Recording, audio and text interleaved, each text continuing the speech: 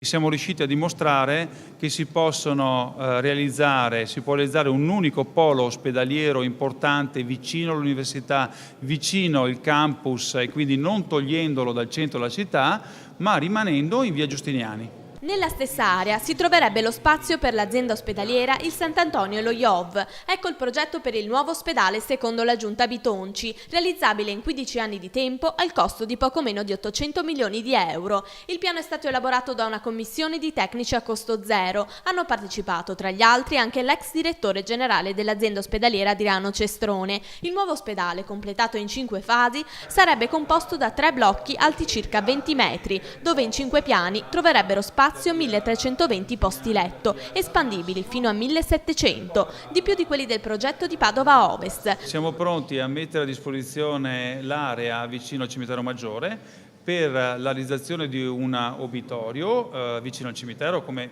succede in altri stati europei, che darebbe la possibilità dell'abbattimento e della partenza del primo blocco di tutta l'area materno-infantile. Poche ore fa la delibera è stata inviata alla Regione e il sindaco ora chiede una rinegoziazione. Proprio ieri il governatore Luca Zaia, con la dichiarazione di non pubblico interesse, ha spedito a Palazzo Moroni la diffida. Bitonci ha ancora 15 giorni di tempo per cambiare idea.